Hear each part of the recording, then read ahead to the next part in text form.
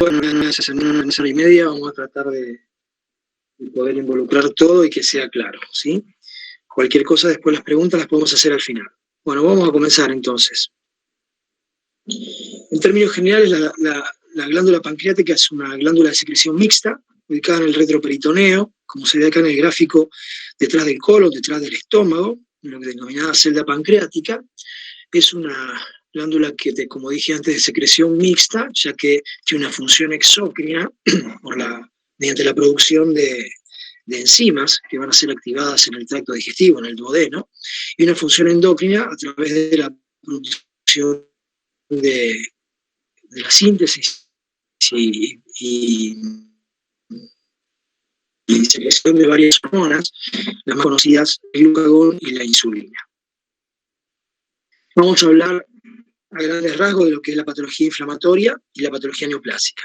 Dentro de lo que es la patología inflamatoria, vamos a desarrollar la pancreatitis aguda y la pancreatitis crónica. La pancreatitis aguda, se ha establecido un consenso en el año 2012, donde se plantearon varios lineamientos en términos generales para poder hablar un mismo idioma a nivel mundial de lo que es el conocimiento, el manejo, la conducta de los enfermos con pancreatitis aguda. En términos generales, lo que se define, valga la redundancia, es la definición, la etiología y la fisiopatología, el diagnóstico, la clasificación anatomopatológica, la clasificación clínica, las complicaciones y el tratamiento. Todo esto es un intento de unificar criterios, ¿sí?, debido a la gran versatilidad que tienen algunos de estos pacientes, como ya vamos a ver. Por definición, la pancreatitis aguda es un proceso inflamatorio agudo del páncreas con compromiso variable, local y sistémico.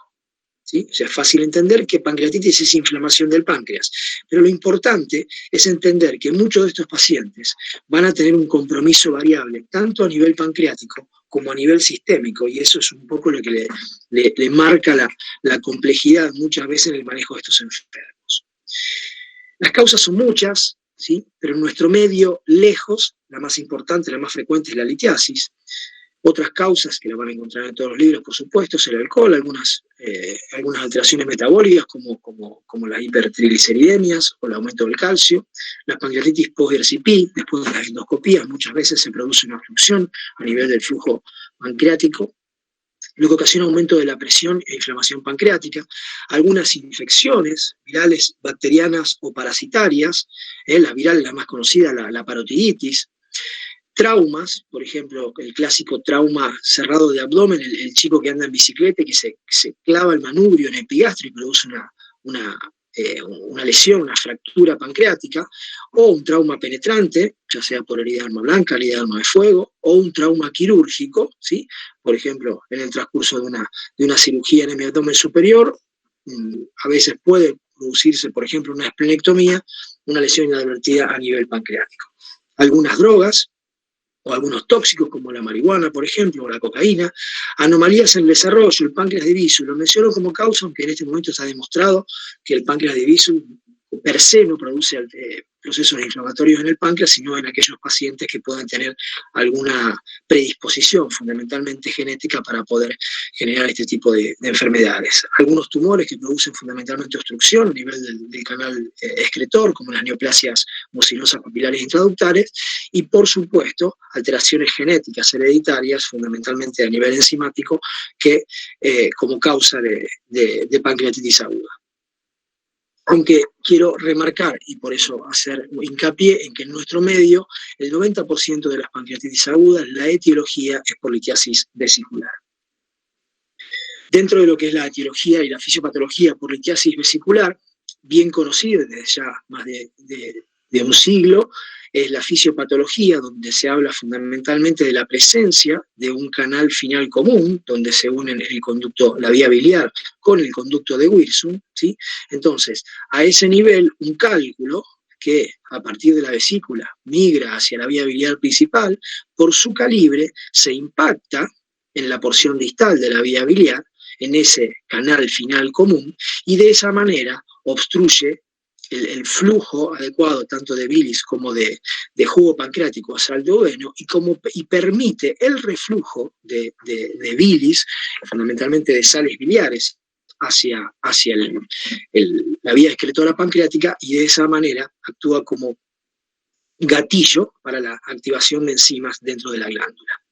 Entonces, continuando con la fisiopatología, luego de la obstrucción, lo que se termina produciendo es una autodigestión glandular por activación intracelular de zimógenos o proenzimas pancreáticas que no pueden ser excretados hacia la vía digestiva habitual, ¿sí? El páncreas habitualmente produce proenzimas que luego de la estimulación pancreática son secretadas al duodeno, y por la enteroquinasa que se encuentra en los enterocitos se activan esas proenzimas y ejercen su efecto a nivel digestivo. En este caso, la activación se produce dentro de la célula y la digestión se produce a nivel glandular. Esto va a producir inicialmente un proceso inflamatorio local, ¿sí?, que de no progresar y quedar solamente como proceso inflamatorio local, es el responsable de lo que denominamos pancreatitis aguda leve. Cuando ese proceso inflamatorio, por determinadas razones, produce una activación de mediadores inflamatorios a nivel sistémico, se produce una gran inflamación sistémica, conocida por todos como síndrome de respuesta inflamatoria sistémica, donde cuando esta respuesta inflamatoria es exacerbada, termina produciendo lesiones en diferentes órganos a nivel sistémico, y produce una consecuencia muy importante, que es la disfunción orgánica múltiple, que puede hasta tener consecuencias sobre la vida del enfermo, y es lo que vamos a denominar, como veremos más adelante, pancreatitis aguda severa.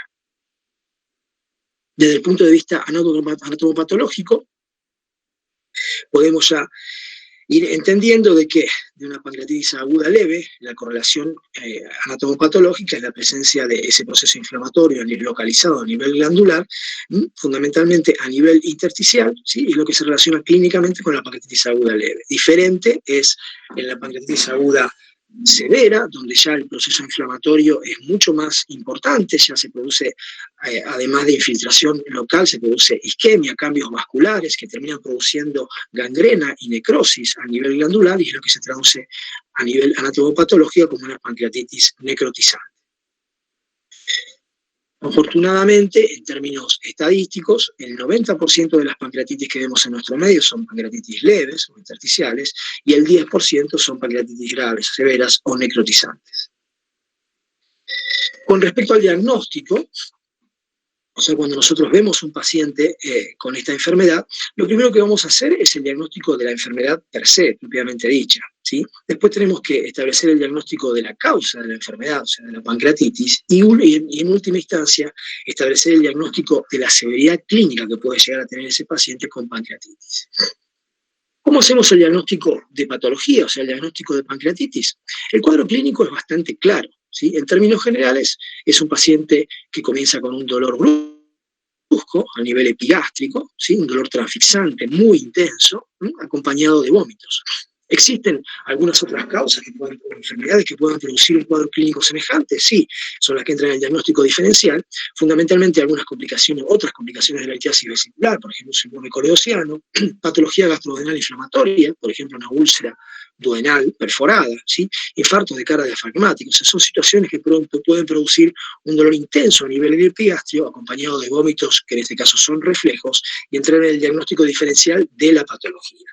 Entonces, avanzando en lo que es la presunción diagnóstica, lo que hacemos es solicitar exámenes de laboratorio, y vamos a ver que en estos enfermos existe un nivel aumentado de amilasas, habitualmente 3 veces por encima de lo normal. A tener en cuenta es que la vida media de las amilasas en sangre habitualmente son de 72 a 96 horas, entonces si el tiempo de evolución supera este valor, o sea, estos 2 o 3 días, a veces las amilasas pueden llegar a estar no en ese nivel de triplicado con respecto a los valores normales, ¿eh? Entonces hay que tener muy en cuenta siempre el tiempo de evolución que tienen estos enfermos. Pero con la consulta habitual, el promedio de consulta, que es a las 24 o 48 horas, el nivel de amilasas ya se encuentra triplicada por encima de lo normal y ayuda en conjunto con el cuadro clínico a establecer el diagnóstico. O sea que con estos dos elementos habitualmente es suficiente para establecer un diagnóstico de pancreatitis aguda. Puede pasar de que haya dudas diagnósticas, ¿sí? O que el paciente, como dije anteriormente, tenga un poco más de tiempo de evolución. Entonces, ¿cuál es el tercer elemento donde nos apoyamos para confirmar el diagnóstico? La evidencia por imágenes de inflamación pancreática, que puede ser por ecografía o tomografía, ¿sí? Lo que quiero dejar en claro es que el hecho de pedir una tomografía o una ecografía para diagnóstico solamente hay que hacerlo en caso de duda, ¿sí? No cuando uno ya por clínica o por exámenes de laboratorio tiene la confirmación de la enfermedad. Para establecer el diagnóstico de la etiología, ya hablamos de que la causa más frecuente es la litiasis, por ejemplo, por lo tanto, con una simple ecografía, en el contexto del conocimiento que tenemos de la pancreatitis aguda, ya en el diagnóstico clínico del paciente, vamos a hacer el diagnóstico de la etiología. El resto de las etiologías se van a ir investigando de acuerdo a la sospecha de las diferentes causas. Entonces, con el interrogatorio podemos discernir si el paciente está tomando ingiriendo algunos tóxicos o fármacos o la presencia de alguna enfermedad viral, ¿sí? Las causas como la hipertrigliceridemia, aumento del cáncer, lo vamos a descartar o confirmar por laboratorio, y la presencia de neoplasias o afectaciones traumáticas. En este sentido, las imágenes nos pueden ayudar para llegar al diagnóstico etiológico. A pesar de todo, todavía se sigue manteniendo a veces no es tan claro o es tan fácil definir la causa, y se las determina como pancreatitis idiopática. De todos modos, este 10% es muy relativo y cada vez con los estudios que actualmente tenemos el valor es muy inferior y estamos por debajo del 5%. Con respecto al diagnóstico de la gravedad clínica del paciente, históricamente, como las pancreatitis severas muchas veces no se diagnostican de entrada, se determinaron scores, ¿sí? Se le ponían valores a determinados parámetros y de acuerdo a eso se establecía un score, a partir de un determinado valor ese paciente podía llegar a tener como predicción una pancreatitis leve o severa. El histórico es el score de Ransom. Bueno, hay que tener en cuenta que este tipo de scores en estos momentos prácticamente están en desuso y hoy por hoy la gravedad clínica, la definición de gravedad clínica o la determinación en la pancreatitis aguda fundamentalmente se da por la clínica manifestada por la falla orgánica. ¿Cómo se determina la falla orgánica? Con un score que se llama score de Marshall, donde se evalúa fundamentalmente la función respiratoria, renal y cardiovascular, ¿sí? Se le establece un puntaje según los parámetros que vemos acá en este gráfico, y cuando tenemos un valor superior a 2, estamos en presencia de una falla orgánica y definimos a esa pancreatitis como pancreatitis aguda severa. Entonces, en términos generales, vamos a tener 3 tipos de pancreatitis. Van a ser la pancreatitis leve, la pancreatitis aguda moderadamente severa y la severa. Se agrega un cuarto tipo en la clasificación, que es la pancreatitis aguda crítica, que, bueno, es un detalle, pero se la ha clasificado de esa manera cuando a una pancreatitis severa se le agrega un cuadro infeccioso. En ese caso hablamos de una pancreatitis crítica acompañada de un shock séptico, que obviamente son cuadros muy graves. Entonces, ¿cómo evaluamos, cómo vemos o definimos una pancreatitis aguda leve? Bueno, el cuadro clínico típico, ya dijimos, dolor en el epigastrio y vómitos, ausencia de falla orgánica o de complicaciones, que ya vamos a ver cuáles son. El laboratorio, hablamos por supuesto de la hiperamilasemia, y cuando menciono el hepatograma alterado es teniendo en cuenta de que la causa más frecuente es la litiasis, y por fisiopatología, cuando un cálculo migra hacia la vía biliar, seguramente va a alterar las enzimas de colestasis. En el caso de que no sea litiásica, bueno, como ya dije, puede estar aumentado los triglicéridos, el calcio, etc. No requiere diagnóstico por imágenes de ingreso, ¿sí? No tomografía, simplemente la ecografía, pero a los fines de establecer el diagnóstico etiológico por la presencia de litiasis. Y estos son los pacientes que habitualmente andan muy bien, a las 24 horas ya hay una clara evolución favorable, el paciente mejora fundamentalmente el dolor, ¿sí? Y tiene una breve internación. Habitualmente no superan los 4 o 5 días. la pancreatitis aguda severa, si bien no deja de tener el cuadro clínico típico, acá le agregamos que son pacientes que uno ya de entrada los ve enfermos. Hay un tocamiento importante del estado general. A nivel de bioquímico, o sea, además de lo que hablamos de función hepática, de hepatograma y amilasas elevadas, son pacientes que muchas veces ingresan deshidratados, o sea, van a tener una hemoconcentración importante, alteraciones a nivel de las glicemias elevadas en sangre y alteraciones en la función renal, fundamentalmente por el tercer espacio y la deshidratación, así también del medio interno, y alteraciones del estado ácido-base como evidenciables como una acidosis metabólica. Estos pacientes, por definición, van a tener una falla orgánica que puede ser persistente o no, de acuerdo al tiempo de evolución que tenga la insuficiencia orgánica, y habitualmente se acompañan de complicaciones locales, sistémicas e infecciosas. Son pacientes que están mucho tiempo internados, habitualmente en terapia intensiva, donde las imágenes en la evolución es el corriente en estos enfermos, y como por definición inicialmente hablábamos, la evolución es absolutamente variable, tanto a nivel local como a nivel sistémico. Y acá ya empezamos a ver que hay un valor no despreciable de pacientes en los cuales el pronóstico es sombrío. Para mencionar y para que simplemente tengan idea de cuáles son las complicaciones locales de las pancreatitis agudas, en términos generales se habla de las 4 semanas para definir las tempranas, aquellas que se producen antes de las 4 semanas, y las tardías, aquellas posteriores a las 4 semanas. Y son 4 denominadas: colección fluida peripancreática aguda y colección necrótica aguda cuando son tempranas, ¿sí? Y pseudoquiste o wall of necrosis cuando son tardías.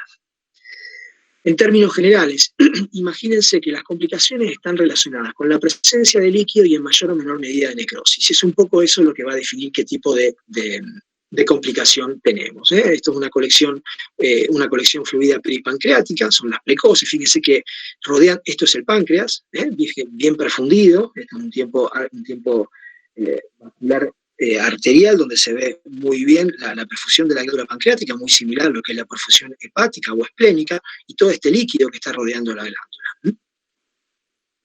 Diferente es este caso, donde además de haber líquido, ya hay áreas heterogéneas, ¿sí? Hipodensas o hiperdensas en algunos aspectos, o en este caso como en la resonancia, donde se ve muy bien todo este líquido hipointenso en T2, que rodeado por estas estructuras que son áreas necróticas dentro de esa cavidad líquida. Bueno, en este caso, esto es lo que se denomina colección necrótica aguda. Además del líquido, hay necrosis. Todo esto es precoz, dentro de las primeras 4 semanas, y la evolución de esas colecciones, ¿sí?, pueden ser después de las 4 semanas hacia un pseudoquiste. Fíjense cómo ya esa colección irrita el retroperitoneo y se va rodeando de una pared, es lo que se ve acá como borde hiperdenso rodeando a esta colección, ¿sí?, después de las 4 semanas. Son colecciones que ya evolucionadas y que habitualmente tienen un alto contenido de amilasas en su interior, y esto habitualmente proviene de una colección fluida, sin necrosis. Diferente es a lo que es el llamado wall of necrosis, también después de las 4 semanas, pero esta es la evolución de una colección donde ya había gangrena y necrosis pancreática y peripancreática. Entonces ya se ve ese refuerzo alrededor de esa colección con necrosis, y esta es la evidencia quirúrgica, ¿sí?, de un paciente operado por una necrosis pancreática infectada, donde se ve la glándula totalmente necrosada, ¿sí? Y fíjense la cáscara que rodea a esa colección con escaso líquido y mucha necrosis, que era lo que se ve previamente en esta imagen. ¿Cuál es el tratamiento de la pancreatitis aguda leve? El tratamiento inicialmente es sintomático, independiente de la causa, ¿sí? Entonces, ese paciente, ¿cómo ingresó? Ingresó con dolor y con vómitos. Entonces, es lo que hay que resolver, ¿sí? Hay que calmar el dolor con cualquier tipo de analgésico, habitualmente con analgesia común, con diclofenac, que estos pacientes andan muy bien. Los vómitos son reflejos, por lo tanto, calmando el dolor, habitualmente los vómitos ceden. Caso contrario, con la metoclopramida también pueden resolver sin ningún problema. Obviamente, como inicialmente van a estar en ayuno, se coloca una vía periférica para poder hidratar a estos pacientes que van a estar sin ingesta. Y en cuanto el paciente remita el dolor, tratar de restablecer la ingesta lo antes posible. Si el paciente al otro día ya no tiene dolor, puede comenzar a ingerir alimentos de forma progresiva. Desde el punto de vista del manejo habitual de estos enfermos, y teniendo en cuenta que la causa más frecuente es la litiasis vesicular, en la misma internación también se debe tratar, en este caso, la etiología que es la litiasis a través de la colecistectomía. Por lo tanto, lo lógico es que un paciente ingrese con una pancreatitis aguda leve, y a las 48, 72 horas, 3 días, 4 días, ese paciente ya esté operado de vesícula y al otro día se va a su casa, que sea. Así que en términos generales, por eso hablábamos de que son 4 o 5 días de internación y una evolución muy favorable.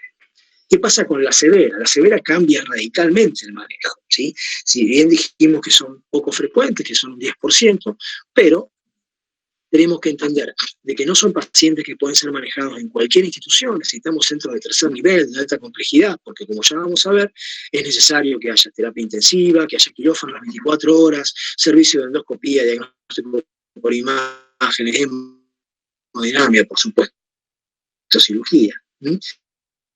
Y es el modelo del manejo interdisciplinario en una patología inflamatoria, donde acá es necesario que estén participando muchos profesionales de tipo de cirugía, terapia intensiva, gastroenterología, con un gastroenterólogo endoscopista, nutricionista, infectólogos, epidemiologistas, psicólogos, asistentes sociales y demás. O sea, es un paciente muy complejo donde necesita de muchas personas que estén encima, a lo largo de toda su información.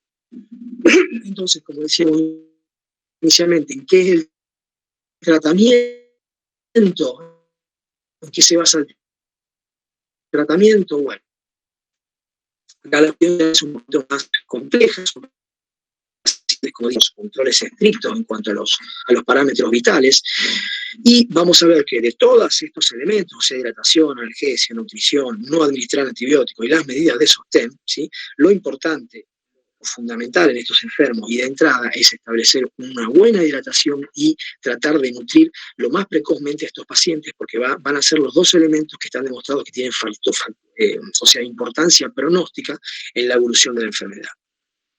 En cuanto al seguimiento por imágenes, ¿sí? Lo que vamos a seguir desde el punto de vista evolutivo son las complicaciones que hablábamos inicialmente, o sea, cómo estas lesiones que inicialmente son colecciones acompañadas de necrosis, se van rodeando de una pared y finalmente pueden complicarse, como vemos en este caso, con una necrosis de la vía biliar. Fíjense acá cómo está interrumpida lo que es la vía biliar ya extrahepática, la intrapancreática en esta colección, con este paciente con esta necrosis a nivel de la cabeza, o en este caso, esta imagen que vemos marcada en esta tomografía, fíjense que hay una gran colección acompañada de necrosis a nivel distal del páncreas, y esto que se ve hipodenso es nada más y nada menos que la presencia de gas dentro de una colección por la presencia de anaerobios y obviamente de lo que estoy hablando de una infección de una necrosis pancreática. Entonces el seguimiento por imágenes es muy importante desde el punto de vista evolutivo y para poder definir la presencia o no de complicaciones. Con respecto al tratamiento quirúrgico, acá tenemos que tener hay que tener en cuenta dos elementos, que fundamentalmente es cuándo se indica el tratamiento quirúrgico y después qué método vamos a elegir, porque como vamos a ver, hay diferentes formas desde el punto de vista mini-invasivo o invasivo para tratar a estos enfermos. También tenemos que tener en cuenta de que cuando indicamos el tratamiento quirúrgico, estamos hablando de la complicación de una complicación local. ¿Qué significa eso? ¿A quiénes vamos a operar? Vamos a operar a pacientes que tienen complicaciones locales, o sea, colecciones necróticas, pero que a su vez se han complicado. ¿Y cómo se van a complicar? Bueno, fundamentalmente va a ser la infección lo que va a complicar las complicaciones locales de la pancreatitis aguda. ¿Puede haber otras complicaciones? Sí, la hipertensión abdominal, la necrosis colónica, o sea, el proceso, la gangrena lo que hace por continuidad es lesionar órganos vecinos, y uno de ellos es el colon, la obstrucción digestiva o biliar, por el espacio que ocupan las colecciones pancreáticas, la hemorragia, la erosión vascular puede producir hemorragia dentro de las colecciones, ¿sí? O la presencia ya en casos ya más evolucionados, como los quistes de perforación o de dolor. Bueno, en ese caso estaría indicado el tratamiento quirúrgico que cumple de muchas instancias, ¿sí? Perdón. Esto lo que quiero remarcar para que no se olviden que la principal complicación de las complicaciones locales de la pancreatitis aguda es la infección, y es la que mayor porcentaje de mortalidad conlleva, y es a la cual con más detalle se apunta a lo que es el diagnóstico precoz y el tratamiento. Entonces, cuáles son las opciones terapéuticas que tenemos, ¿sí? En términos generales, desde lo menos invasivo hacia lo más agresivo, tenemos la cirugía percutánea, la cirugía endoscópica y la cirugía convencional.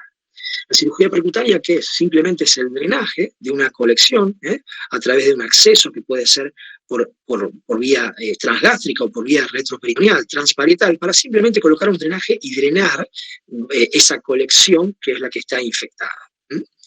El drenaje endoscópico es el mismo sistema, pero se accede a través de una endoscopía alta, sobre la cara, en colecciones diagnosticadas previamente, por supuesto, por tomografía, que están en contacto con la cara posterior del estómago, se punzan y se evacúan. En caso de no evolucionar bien, estos pacientes pueden ser sometidos a una necrosectomía endoscópica, o sea, se amplía ese sitio de punción, que bajo visibilidad se hace la reducción de fondo erótico.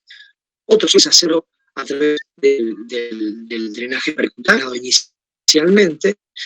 Ese drenaje que estaba puesto a nivel retroperitoneal se utiliza como guía, se amplía por una microincisión, se coloca un trocar, una cámara para ver el retroperitoneo y se comienza a remover la necrosis. Y en última instancia, lo que hace años se hacía y que en estos momentos se deja para el final o cuando los pacientes no responden inicialmente a los otros tratamientos, la necrosectomía convencional, ¿sí? Que es simplemente ir a buscar en la célula pancreática, pero el tejido necrótico, ¿sí? Diagnosticado, por supuesto, como dije antes, también por tomografía y por clínica, y sacar. ¿Ven? Todo esto que se ve acá es glándula necrosada, gangrenada, y lo que se hace es removerlo desde el punto de vista quirúrgico. En resumen y en términos generales, el manejo cuando un paciente está complicado en una pancreatitis grave, tratar de ir de lo menos invasivo a lo más invasivo, y lo menos invasivo es el drenaje percutáneo endoscópico, se pasa después a la necrosectomía endoscópica o videoasistida y se deja la cirugía como última instancia o salvataje cuando los métodos anteriores no fueron eficaces o el paciente no tuvo una buena evolución. Bueno, esto es lo que referimos a pancreatitis aguda. Al hablar de pancreatitis crónica, por definición es un proceso inflamatorio crónico, o sea, no es agudo, por supuesto, y acá lo que tener en cuenta es que es progresivo e irreversible del páncreas, ¿sí? Si bien hay diferentes etapas, llega un momento donde ya el deterioro es irreversible con las consecuencias y las secuelas pertinentes. Lo que vamos a ver es un daño desde el punto de vista anatomopatológico, un daño estructural y morfológico, donde lo principal es la fibrosis, tanto a nivel ductal como a nivel acinar, como a nivel endócrino, o sea, donde están los islotes del Langerhans, con la consiguiente pérdida tanto de la función exócrina, manifestada por una malabsorción intestinal, o endocrina, manifestada fundamentalmente por diabetes.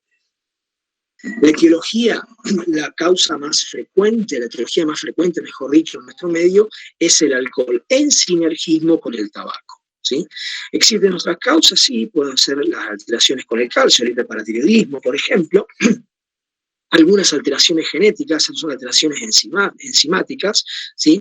Esto en cuanto a un tipo de tripsinógeno que es diferente al normal, o esto es una proteasa que se encarga de desactivar el tripsinógeno activado dentro del páncreas. Bueno, cuando hay alguna alteración genética, esto no funciona como es debido, y ahí hay una activación desmedida de enzimas dentro de la glándula, o estos son los genes que están relacionados con la fibrosis quística y que están fundamentalmente encargados del flujo a nivel canalicular de la secreción acinar hacia el duodeno.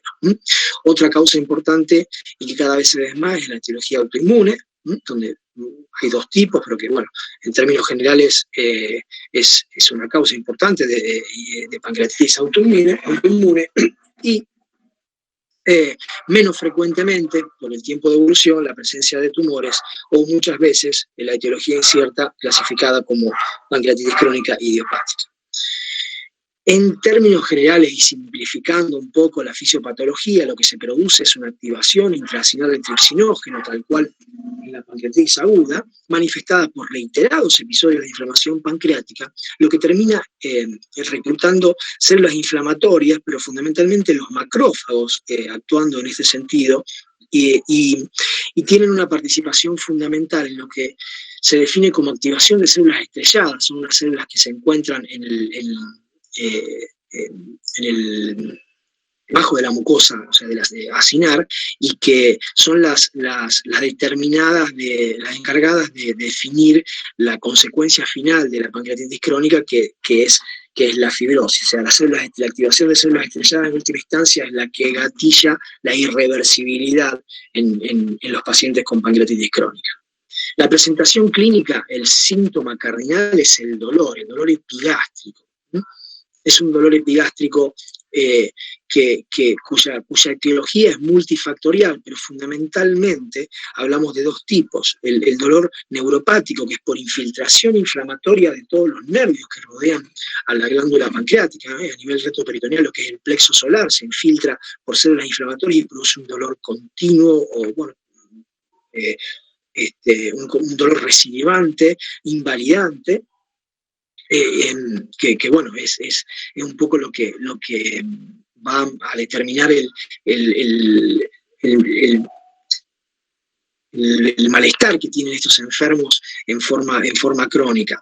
La otra causa de dolor es obstructivo. Estos pacientes habitualmente tienen distorsión a nivel del conducto de Wilson, con dilataciones y estrecheces, y la presencia de calcificaciones o litos que van a producir obstrucción, y por aumento de la presión a nivel glandular van a producir dolor, y es la otra causa en la génesis del dolor epigástrico. Las consecuencias fundamentalmente del deterioro fisiológico a nivel glandular, como ya dije, desde el punto de vista exócrino, es la insuficiencia en la excreción de enzimas, que se va a manifestar, además de la desnutrición y la pérdida de peso, por esteatorrea, y desde el punto de vista endocrino, fundamentalmente por el aumento de la glicemia, o sea, la consecuencia clínica, que es la diabetes. ¿Cómo definimos el diagnóstico de una pancreatitis crónica? Bueno, fundamentalmente desde el punto de vista clínico, como ya mencionamos.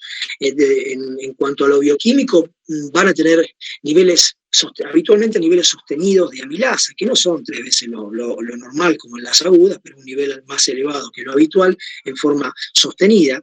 Y la forma de evaluar la suficiencia o insuficiencia pancreática desde el punto de vista exócrino es la determinación de las tasas de materia fecal, y desde el punto de vista endocrino la determinación de glicemias y hemoglobina glicosilada. Con respecto a las imágenes clásicas, tomografía, resonancia y ecoendoscopía, y lo que vamos a ver es una marcada atrofia a nivel parenquimatoso. Recuerden cómo se veía el páncreas en las imágenes de pancreatitis aguda, un páncreas prácticamente de mayor volumen, mayor perfusión que lo que vemos acá. Fíjense que es un páncreas bien atrófico, donde el conducto de Wilson, que habitualmente no se ve, se encuentra marcadamente dilatado e irregular, y con la presencia de litiasis o calcificaciones. Todo eso que se ve marcado acá son litiasis o calcificaciones. Esto es una colangioresonancia donde se ve dibujado el Wilson, fíjense lo irregular, aserrado, con dilataciones, forma rosariada que tiene, ¿sí? Bueno, son los datos característicos en imágenes de la pancreatitis crónica. Con respecto a las complicaciones, lo habitual es que se produzcan obstrucciones a nivel biliar o pancreático, ¿sí? Por supuesto, como ya dije, la presencia de dolor, la presencia de pseudoquistes, que son muy parecidas a los de las pancreatitis agudas, porque tienen otra etiología. Estos pseudoquistes no son por el aumento de la presión, sino son por obstrucción, son intraparenquimatosos, ¿sí? Y acá, en las pancreatitis crónicas, es muy común de ver complicaciones vasculares, o sea, por la presencia de trombosis regionales, lo que va a producir en última instancia hipertensión portal segmentaria, o la presencia de pseudoaneurismas con el consiguiente riesgo de hemorragias. ¿En qué consta el tratamiento? Tenemos, por supuesto, tratamiento desde el punto de vista médico y quirúrgico. Tratamiento médico fundamental: suprimir los tóxicos, en este caso el alcohol y el tabaco. O sea, lo primero que hay que suprimir, independientemente de la causa. El tratamiento del dolor, inicialmente con analgesia, donde a diferencia de la pancreatitis aguda, donde dijimos que con derivados o sea, con los DAINE habitualmente son pacientes que andan bien. Acá estos pacientes terminan con un tratamiento crónico con respecto al dolor, con la administración de derivados de morfina, y muchas veces ni siquiera el tratamiento médico puede paliar esta sintomatología. La insuficiencia endocrina a través del aporte de insulina, y la insuficiencia exócrina con el aporte de enzimas pancreáticas exógenas. Desde el punto de vista quirúrgico, ante la no respuesta o presencia de complicaciones que no responden al tratamiento médico, tenemos el ejemplo del dolor neuronal, donde cuando no responde al tratamiento con analgésicos, ya de analgésicos importantes, una de las estrategias para poder paliarlo es el bloqueo del plexo celíaco, que lo que se hace es infiltrar los nervios que están alrededor de la aorta, en el retroperitoneo, se infiltran con una solución mixta entre alcohol y solución fisiológica y se produce una neurólisis a ese nivel y es lo que va a paliar el dolor. Eso puede ser desde el punto de vista percutático. Y muchas veces la infiltración que se produce a nivel neuronal alrededor del páncreas solamente puede ser paliada con resecciones pancreáticas, como por ejemplo por una duodenopancreatectomía.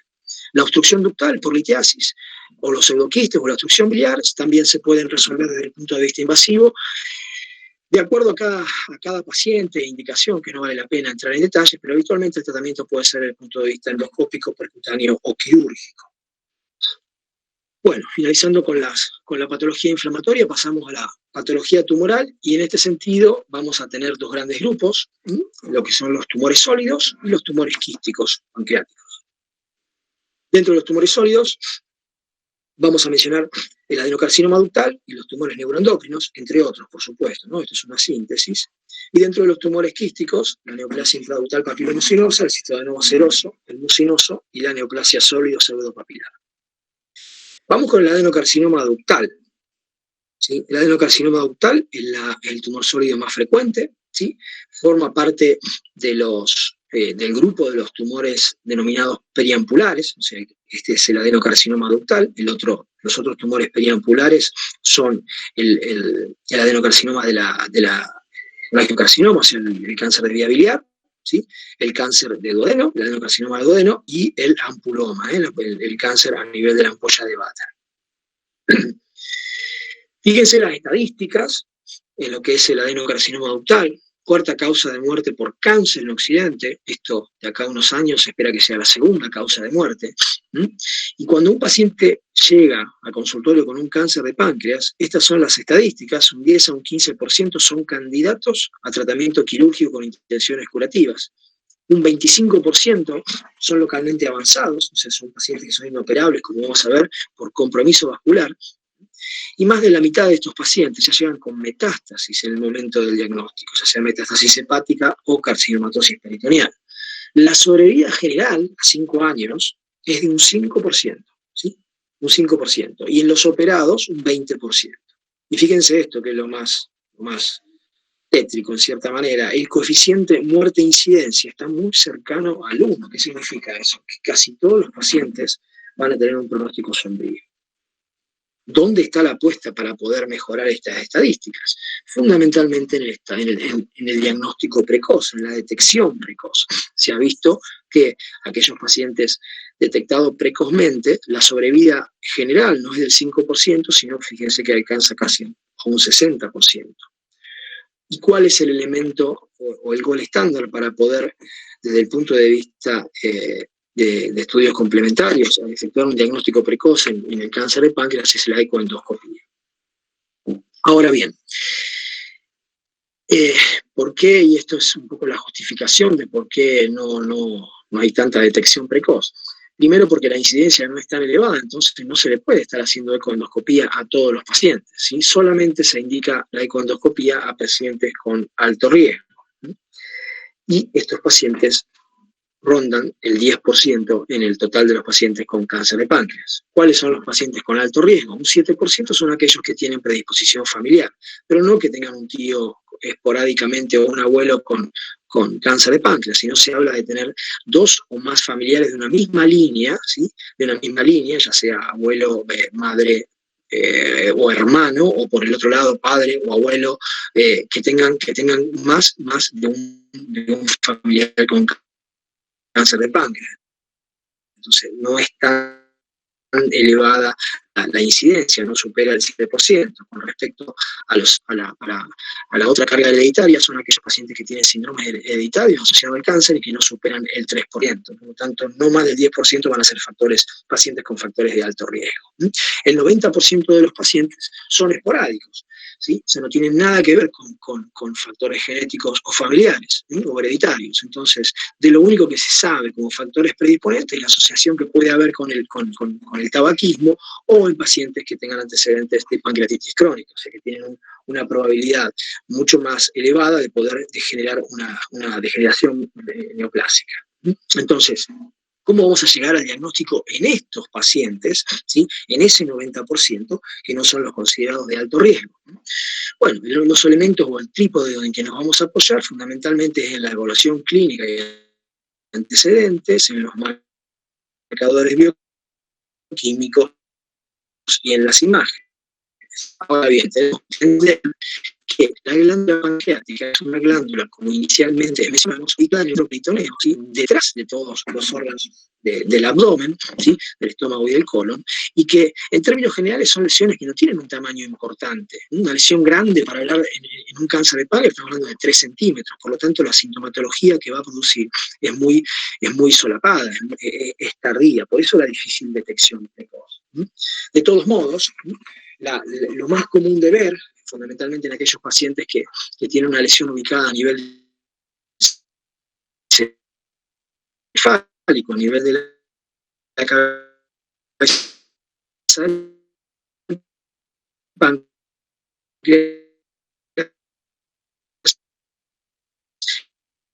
es la ictericia. La ictericia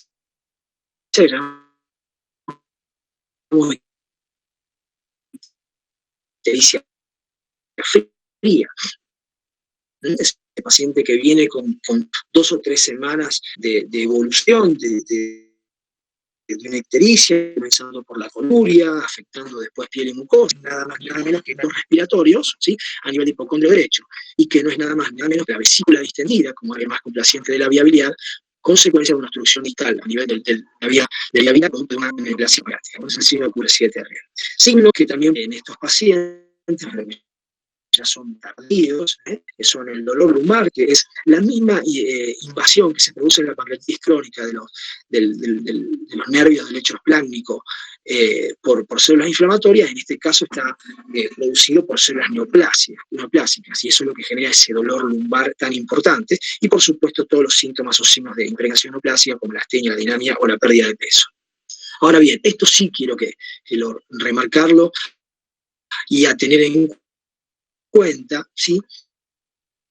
Que la diabetes de reciente comienzo, ¿sí? Es equivalente a la anemia en un cáncer de colon derecho. O sea, un paciente de anemia después de los 60 años, y uno determina que es por pérdida, lo primero que los pacientes de mediana edad hacia adelante, que tienen una diabetes de reciente comienzo, que no tienen los antecedentes propios de las diabetes de tipo 2, en esos pacientes un porcentaje no despreciable es a consecuencia de un tumor de páncreas. Entonces, en ese caso, lo mínimo a hacer en estos enfermos es una tomografía y el dosaje de marcadores tumorales. Cuando hablamos de exámenes de laboratorio, bueno, en estos pacientes, como ya dijimos, las glicemias elevadas pueden estar relacionadas, ¿sí? Como cualquier patología crónica, el volumen de eritrosedimentación aumentada y el hepatograma alterado en caso de estar ictérico. Como marcadores tumorales, además del CA, fundamentalmente el CA19-9, que es el marcador por excelencia de las neoplasias pancreáticas. Ahora bien, tenemos que tener en cuenta que el CA19-9, la utilidad, es muy poca en cuanto a lo que es el screening o diagnóstico temprano, ¿sí? No son marcadores que van a estar expresados y aumentados en sangre de forma precoz, pero sí tienen alguna utilidad en cuanto a la resecabilidad, ¿sí? O a la estadificación o a la sobrevida. O sea, niveles elevados a veces pueden hacer pensar en que ya sea lo que llamamos un borderline bioquímico, tumores que tengan algún grado de desarrollo dentro de su evolución, pero la mayor utilidad sí está en el seguimiento post-tratamiento, ya sea quimioterápico o quirúrgico, ¿sí? O sea, un paciente que se opera por un cáncer de páncreas con un CA19-9 elevado, una vez operado, ese CA19-9 baja. un paciente que está sometido a neoadyuvancia con un CA19-9 elevado, a medida que va avanzando el tratamiento quimioterápico, el CA19 baja. Si vuelve a subir, una vez que bajó, puede hacer sospechar de que haya una falta de respuesta terapéutica o la presencia de una recidiva local o de metástasis. Entonces el seguimiento es un elemento a tener muy en cuenta en cuanto al manejo del CA19-9. ¿Qué pasa con las imágenes en el diagnóstico y la estadificación del cáncer de páncreas? Bueno, fundamentalmente, en lo que respecta a los elementos habituales que tenemos como imágenes, la tomografía multi-slice es la más utilizada, ¿sí? La preferida en términos generales para poder no hacer un diagnóstico precoz, no confundir, no sirve para eso, ¿sí? Porque lesiones muy chiquitas a veces pueden no llegar a ser detectadas, pero sí para hacer un diagnóstico y fundamentalmente lo que vamos a llamar es la estadificación del cáncer de páncreas. En cuanto al diagnóstico, vamos a tener el signo directo, que es la presencia de una masa, una lesión hipodensa ubicada en este caso en la cabeza, ¿sí? Acá se ve una lesión hipodensa ubicada a nivel del cuello, una lesión hipodensa a nivel de la cabeza, o una lesión hipodensa a nivel del cuerpo, ¿sí? O otra más acá a nivel de la cabeza, o sea, la masa ocupante de espacio, una lesión que tiene una perfusión diferente al resto de la glándula pancreática, que habitualmente es menor, por la fibrosis, la evasión neoplásica, habitualmente la perfusión, el realce con el contraste, es menor comparado con la glándula normal.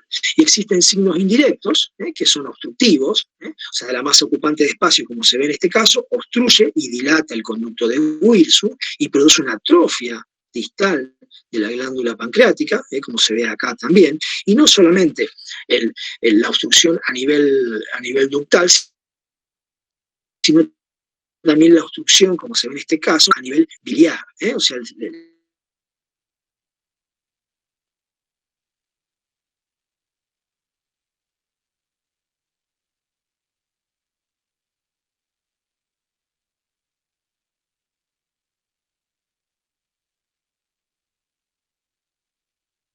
esto es conducto de Wilson, y acá se ve la obstrucción biliar y la dilatación de la vesícula. Son signos indirectos, más ocupante de espacio y dilatación del Wilson en el área biliar que hacen pensar en un cáncer de páncreas. Entonces, además se llama una estadificación. ¿La estadificación qué es? Es saber cómo estamos parados con respecto al tumor. O sea, qué grado de desarrollo tiene desde el punto de vista local, que es la T, la aparición de ganglios, que es la N, o la presencia de metástasis, que es la M.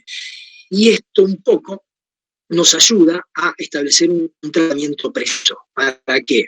Para no sobreestadificar a los pacientes, ¿sí? O sea, pensar que tienen un desarrollo mayor del que realmente tienen y perder la oportunidad terapéutica, que sería en este caso la quirúrgica, o no subestadificarlos, sino decir, el paciente puede ser operado porque no hay compromiso vascular y realmente lo tiene, y hacemos una cirugía innecesaria cuando no hay intentos curativos.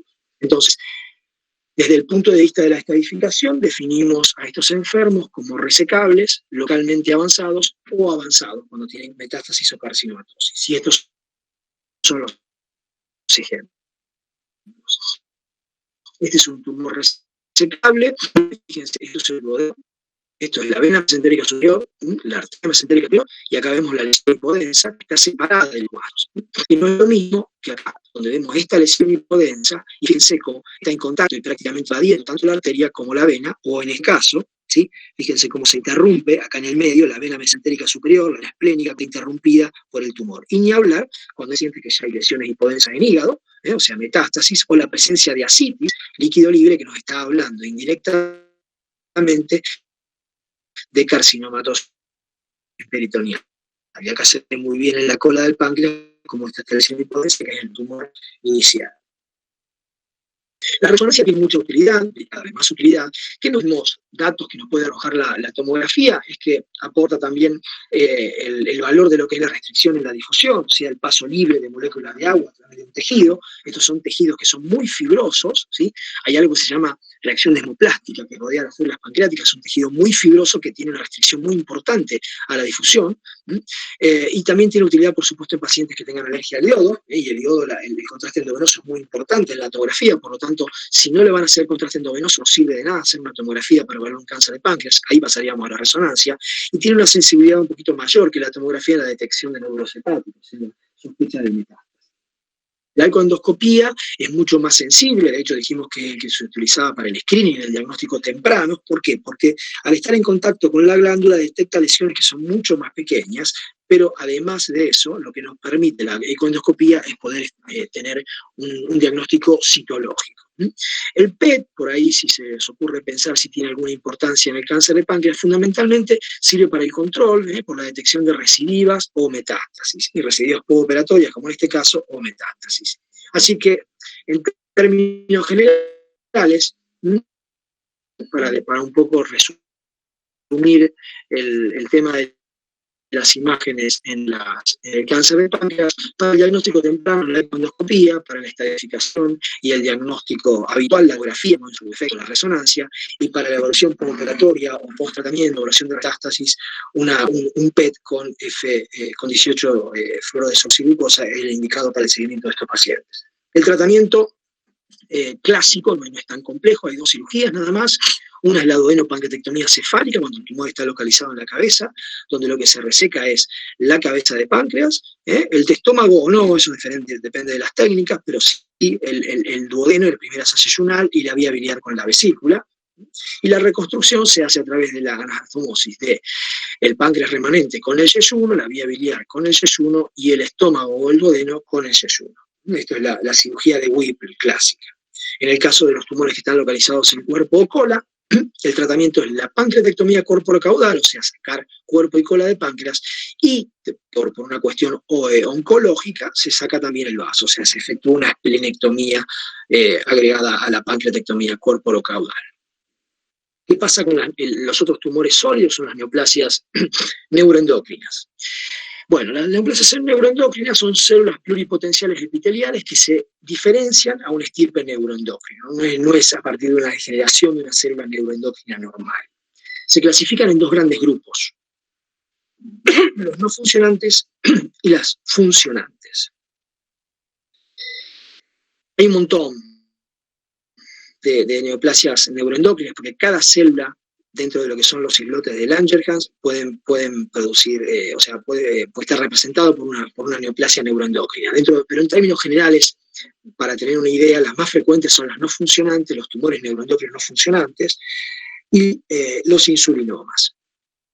Los tumores neuroendocrinos no funcionantes en realidad no es que no producen hormonas, sino que producen hormonas en una cantidad muy, muy baja, como para producir síntomas, o son hormonas, péptidos que producen síntomas muy inespecíficos, o pueden ser hormonas que no tengan ninguna manifestación a nivel clínico como para ser detectadas. Las neoplasias neuroendocrinas, desde hace ya algunos años, un poco para categorizarlas, se las ha agrupado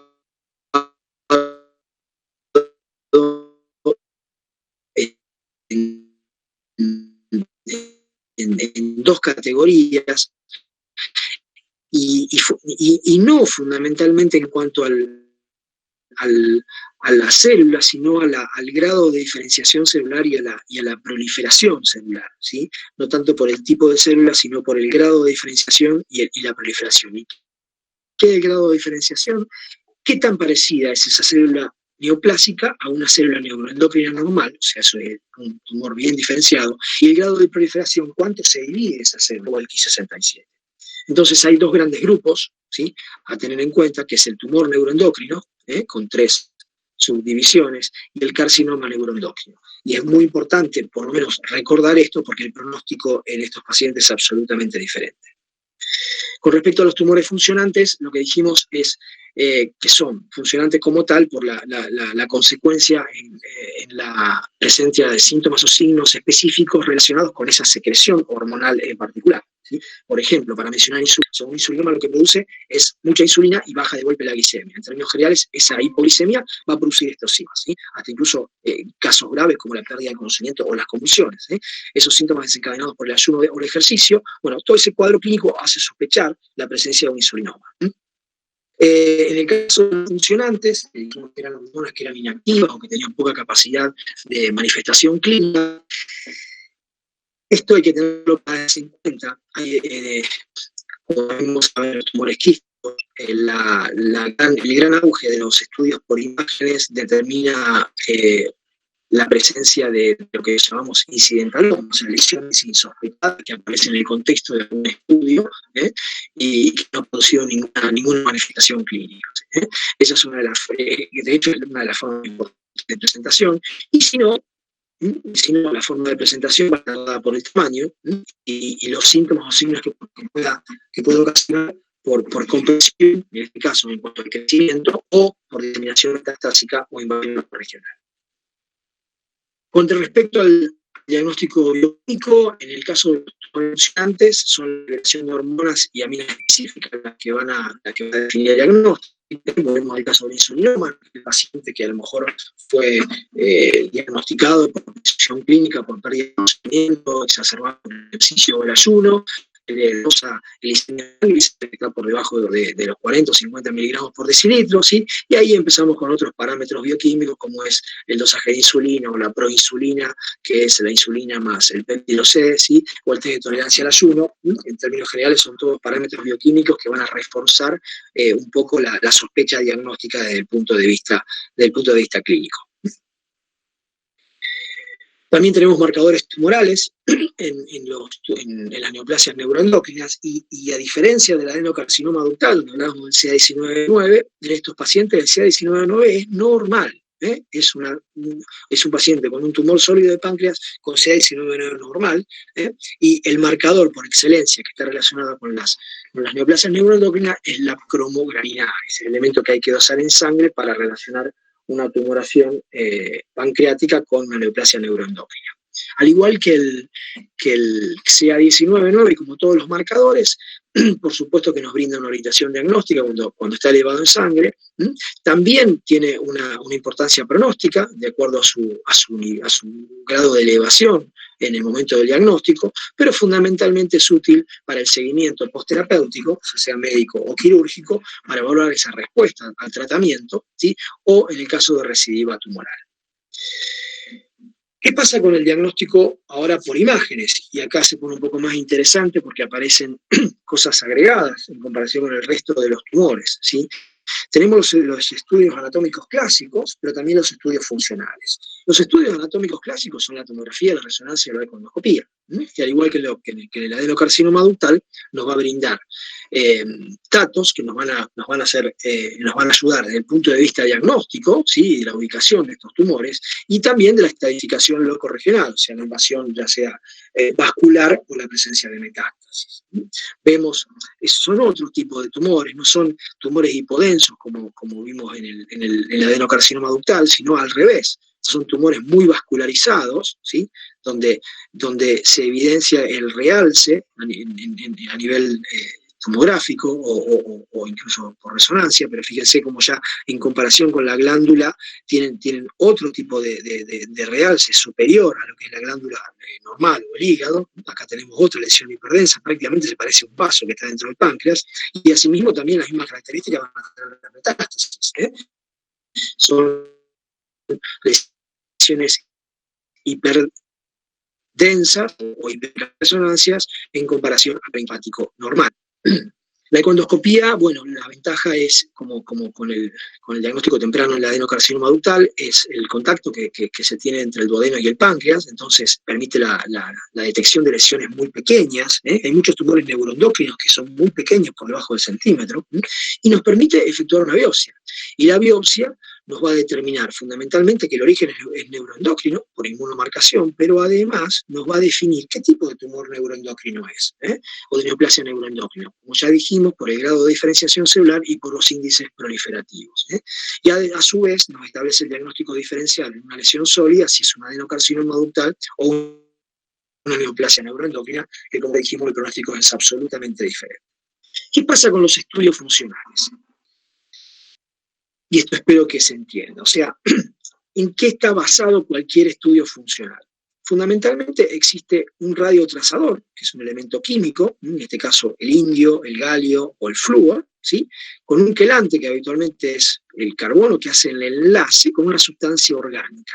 Esa sustancia orgánica, en lo que vamos a hablar ahora en la neoplasia neuroendocrina, es el octreotride, que es un análogo de la somatostatina. Y la somatostatina, ¿qué va a hacer? Se va a unir a un receptor en una célula endocrina. Entonces, un poco esta es la base para entender la importancia de los estudios funcionales en las neoplasias neuroendocrinas. Lo que estamos tratando de hacer es marcar una célula endocrina con una sustancia radioactiva, por llamarlo de alguna manera. Entonces, a las imágenes anatómicas clásicas, que son cortes anatómicos, le sumamos lo que es la funcionalidad, es evaluar cualquier presencia de célula neuroendocrina que dé una imagen brillante, por lo que se ven las imágenes funcionales, en cualquier lugar del organismo. Entonces acá vamos a ver que no solamente nos ayuda en el diagnóstico, localización o estadificación locorregional, sino que a su vez nos da una pauta de lo que es la estadificación sistémica. Y a su vez, ¿sí?, por el hecho de utilizar una molécula como es el octreotride, nos va a brindar algunos de los ejemplos de unos estudios funcionales es el Octroscan, en el cual se utiliza el octreotride marcado con indio 111, el término genérico es la cintigrafía, y estos estudios funcionales se fusionan con imágenes transversales, como en este caso la tomografía, y acá vemos una imagen a nivel corporal, o sea, total, de la presencia de una lesión orgánica que se traduce en la imagen transversal en un tumor neuroendocrino a nivel cefálico-pancreático, o un PET, que los trazadores en este caso pueden ser el galio o el flúor, ¿sí? El flúor es el 18-FDG con desoxirribosa, que es el PET tradicional, y el PET con galio es específico para los tumores neuroendocrinos, porque el galio lo que está marcando es el octreotride.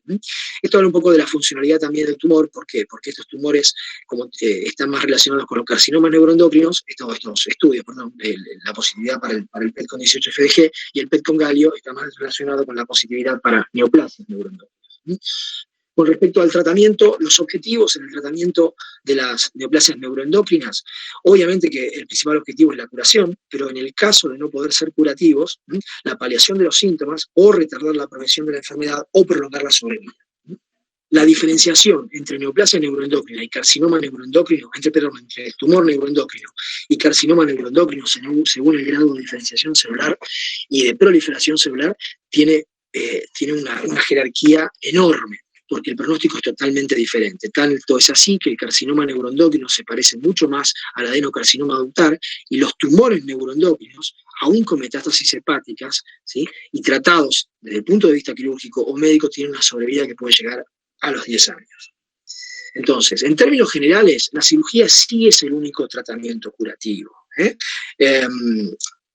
La forma, o sea, de tratar a estos enfermos depende del tipo de tumor, del tamaño y la localización. Fíjense que es igual al adenocarcinoma ductal, o sea, la adenopancreatectomía cefálica en el caso que esté ubicado en la cabeza, o la pancreatectomía caudal.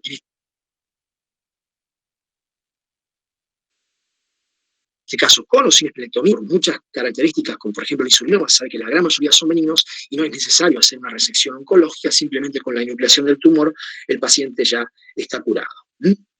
Estos son ejemplos. Fíjense, acá se ve una lesión en la cabeza del páncreas, que es un insulinoma, por clínica y por laboratorio, además de las imágenes, y lo que se hizo fue solamente sacar este nódulo, que es el tumor. No se hizo ningún tipo de simular. O en este caso, también un insulinoma, pero donde ya la ubicación y la relación con el conducto de Wilson hizo imposible el hecho de que pudiera nuclearse, y este paciente fue sometido a una adenopancreatectomía cefálica. O en este caso, tumores en la cabeza del páncreas, también en este caso fue un tumor neuroendocrino, acá se ve bien la lesión, ¿sí? Y el mismo tratamiento, una adenopancreatectomía o una pancreatectomía corporocaudal en una lesión ubicada a nivel de cuerpo o cola, acompañado en este caso de esplenectomía. Con respecto a las metástasis hepáticas, hay muchas alternativas en el tratamiento, desde el punto de vista invasivo, con radiofrecuencia o quimioembolización hepática o transhepática, o embolización hepática transhepática, ¿sí? Hepatectomía, o sea, cirugías convencionales, y en última instancia, en casos muy seleccionados, hasta el trasplante puede estar indicado como tratamiento de las metástasis. Y desde el punto de vista médico, ¿sí?,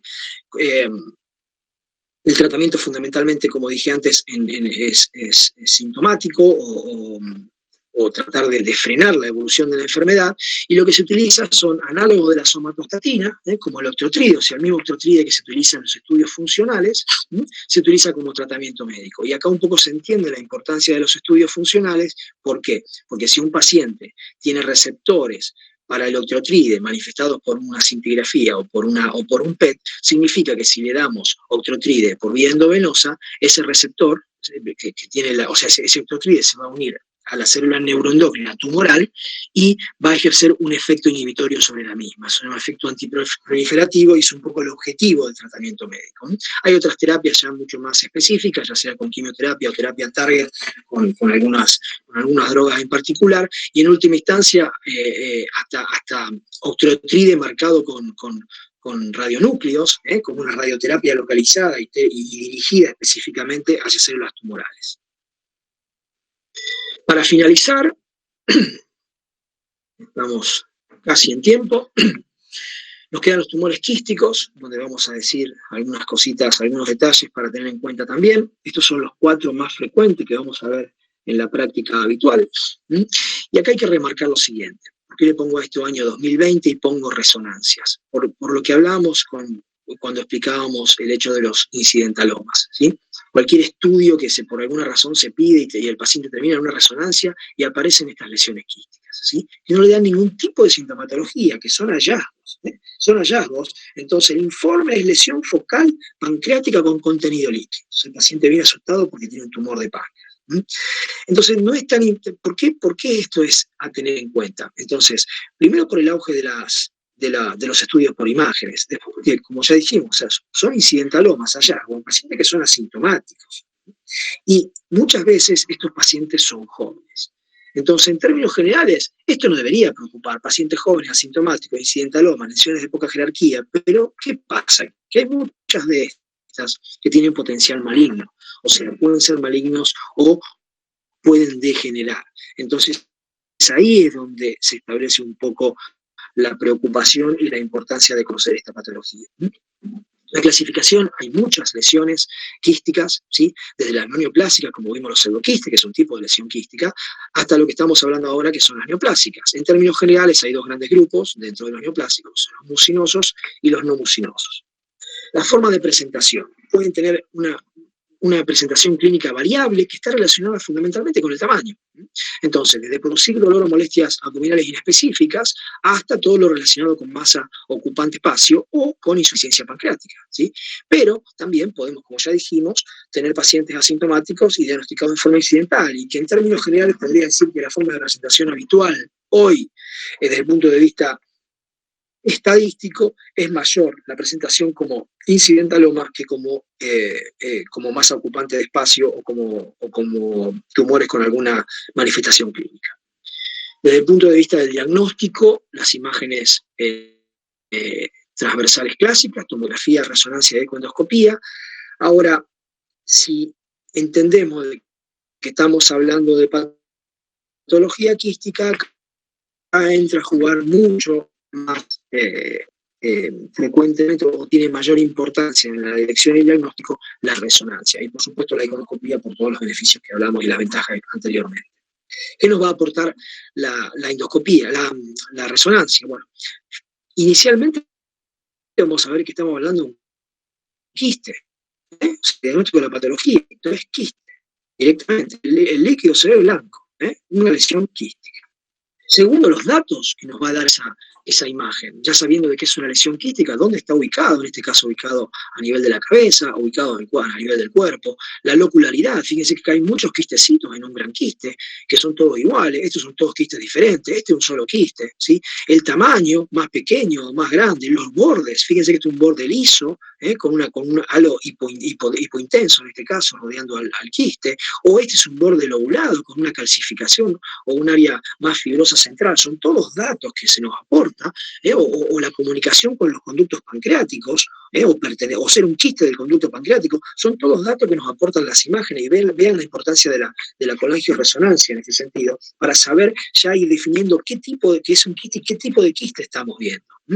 Y también, como dijimos que son lesiones que pueden malignizar, existen datos, elementos que nos hacen sospechar o presumir malignidad. La presencia de nódulos que refuerzan con el contraste dentro del quiste, o calcificaciones, como se ven acá, engrosamientos, masas parietales, fíjense acá, dentro del quiste hay una masa en la pared irregular, más calcificaciones, esto en cáscara de huevo se llama, o la presencia de tabiques, como en este caso, ¿sí?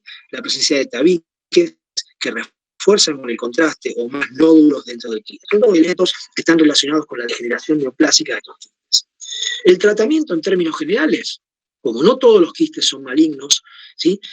Hay muchos que pueden observarse, pero hay muchos que pueden requerir un tratamiento quirúrgico. Y muchos de estos que requieren tratamiento quirúrgico también hay que evaluar no solamente el riesgo de malignidad del quiste, sino también el riesgo quirúrgico, ya sea por las comorbilidades que pueda tener el paciente y muchas veces por el tipo de tratamiento. O sea, efectuar una duodenopancreatectomía es una cirugía de una envergadura muy importante, donde los riesgos pueden llevarse también muy importantes para el paciente. Entonces hay que poner en la balanza el hecho del riesgo quirúrgico y el riesgo de malignidad para definir el tratamiento final. Entonces acá es donde entra a jugar la ecoendoscopía un papel importante, porque muchas veces las dudas que se nos pueden presentar pueden ser evacuadas por los datos que nos puedan llegar a dar la ecoendoscopía. Como ya dijimos, la proximidad con la lesión y la posibilidad de punción son las ventajas más importantes, y en lo que respecta a la punción, los datos que nos va a arrojar la ecoendoscopía es la evaluación de marcadores tumorales, que no es el CA19-9 en este caso, sino es el CEA. El CEA elevado está más relacionado con los tumores mucinosos, el CEA bajo con los tumores serosos, la presencia de glucosa, los dosajes de glucosa elevado al revés, más con los serosos, y los que tienen glucosa baja más con los mucinosos, las amilasas, que eso nos va a hablar de comunicación con los conductos excretores, y por supuesto la determinación de células y la evaluación de las células o de tejido histológico para la evaluación desde el punto de vista de la degeneración neoplásica. Dos palabras de estos 4 quistes para tener en cuenta, o para conocerlos o tener alguna información. Uno es la neoplasia quística serosa, ¿sí?